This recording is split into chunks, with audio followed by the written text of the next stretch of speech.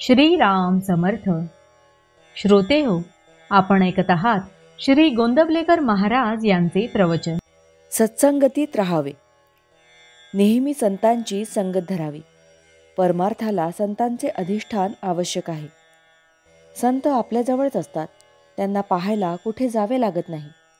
चित्त शुद्ध नसेल तर संतांच्या जवळ जाऊन तरी काय उपयोग होणार. त्यांना आपण देहात पाहू नये. संत हे काही देहात नसतात, ते जे काही सांगतात त्या साधनात ते असतात.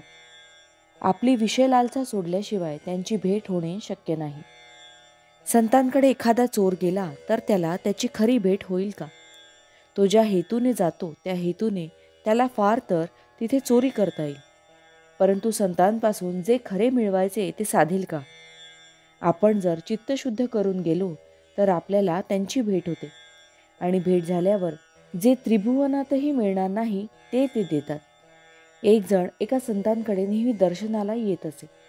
तिथे इतर मंडळीही पुष्कळ असत, पण तो कुणाशीही बोलत नसे. कुणी काही विचारले तर उत्तर देत नसे. सदा मुद्रा खिन्न असे. कुणालाही त्याच्याशी बोलावे असे वाटत नसे. असे काही दिवस गेले. पुढे एके दिवशी ते सद्गुरू म्हणाले, माझा तो वेडा कुठे आहे? तो आज का आला नाही? हे त्याने ऐकताच तो आनंदाने उड्या मारू लागला, आणि जो तिथून गेला तो पुन्हा आलाच नाही. तो कशाला येईल? गुरुने एकदा आपल्याला आपले म्हणावे हे शिष्याला मिळवायचे असते.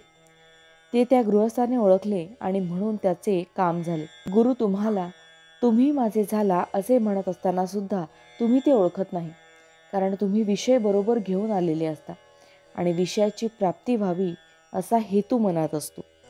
या उलट गुरु तुम्हाला निवृत्ती देतात.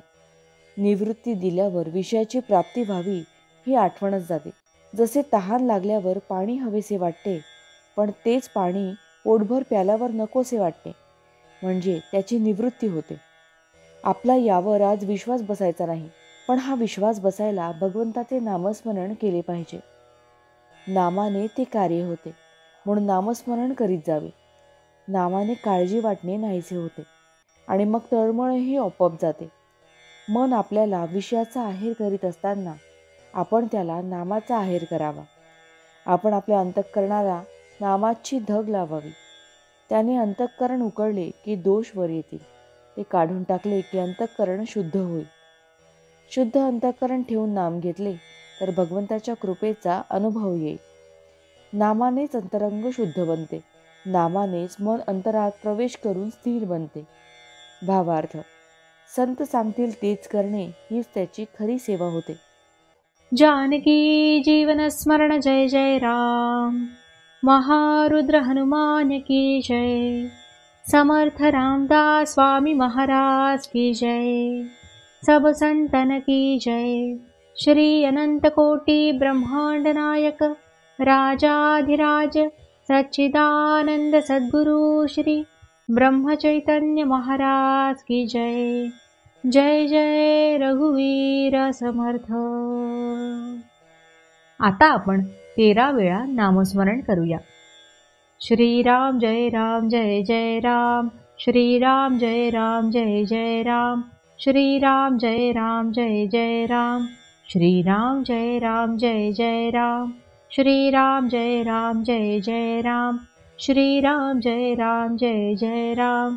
श्रीराम जय राम जय जय राम. श्रीराम जय राम जय जय राम. श्रीराम जय राम जय जय राम. श्रीराम जय राम जय जय राम.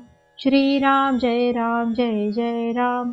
श्रीराम जय राम जय जय राम. श्रीराम जय राम जय जय राम. जय श्रीराम.